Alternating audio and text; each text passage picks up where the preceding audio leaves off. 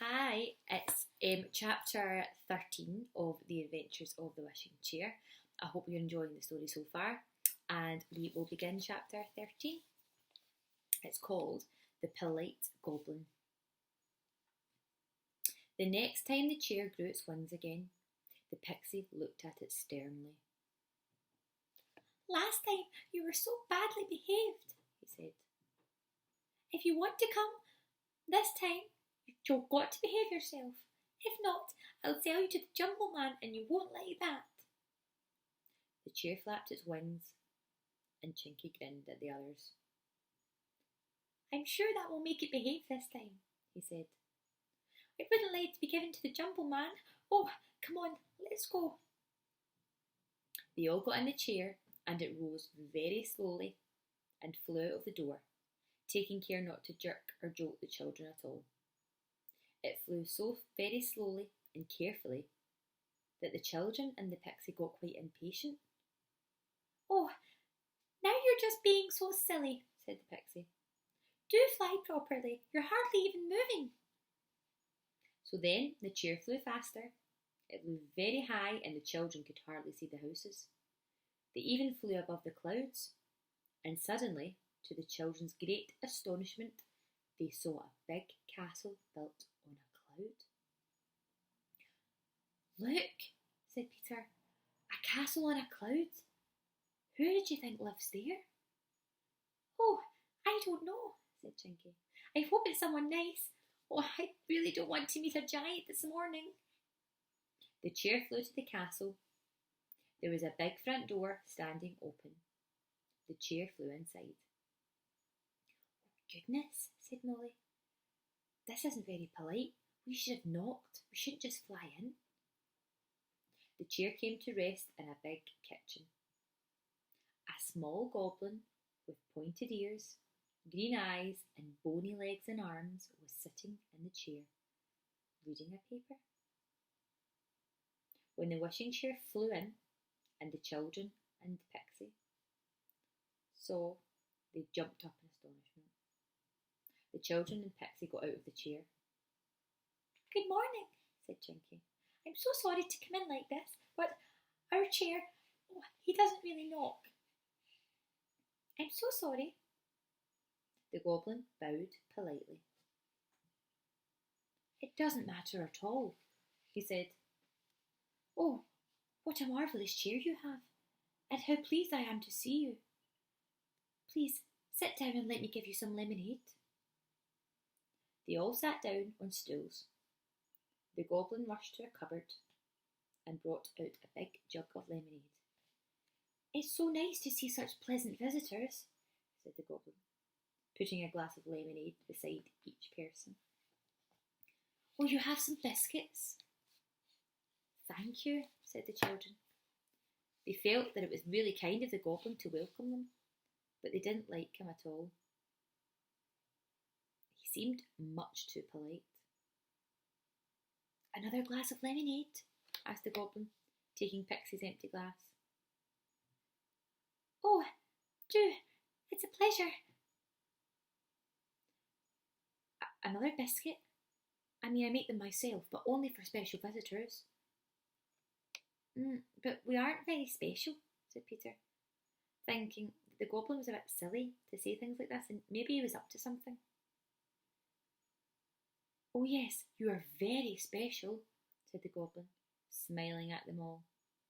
"So good of you to come and see an ugly goblin like me." "But we didn't actually mean to come and see you," said Molly. Jinky the Pixie frowned at her. He didn't want to upset the goblin. He didn't really trust them at all.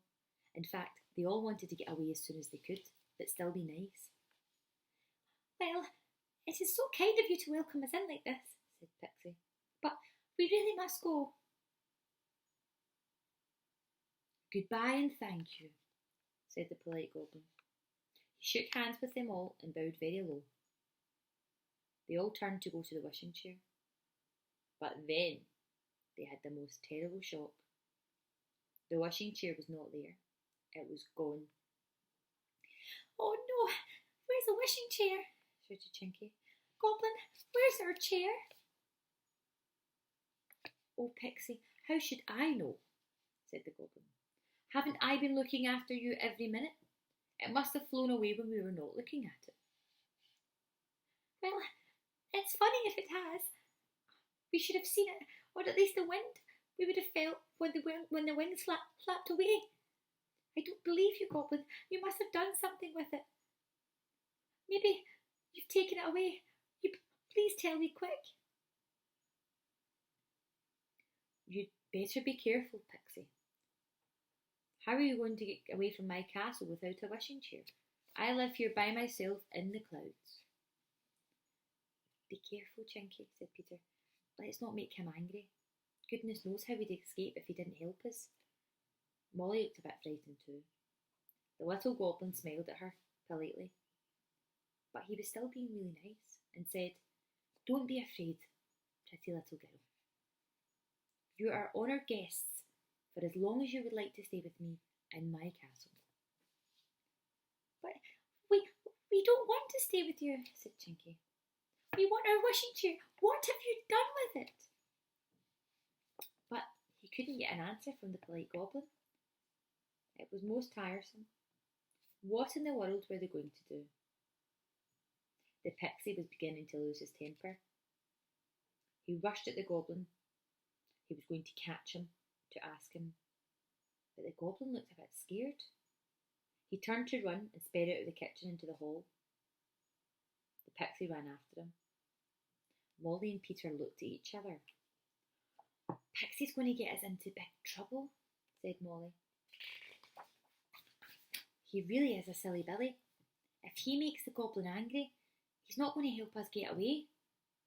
I suppose that naughty wishing chair maybe flew home on itself. Maybe it's nothing to do with the goblin."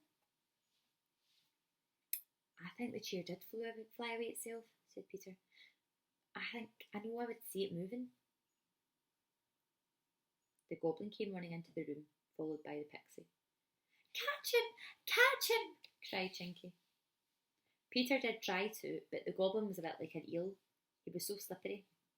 He dodged this way and dodged that way, and then a funny thing happened. Peter fell over something that wasn't there. He crashed right into something and fell over into a bang. But yet, when he looked, there was actually nothing to fall over. He felt very much astonished. He sat up and stared round, confused. "What did I just fall over?" he said. Everyone stopped and ran over to him. Pixie put out his arms and felt around by the air where Peter had fallen. His hands had closed on something hard, but it couldn't be seen. "Oh," said Pixie, "it's the wishing chair. That deceitful goblin made it invisible so that we couldn't see it even though it was still here. And he meant to help us home.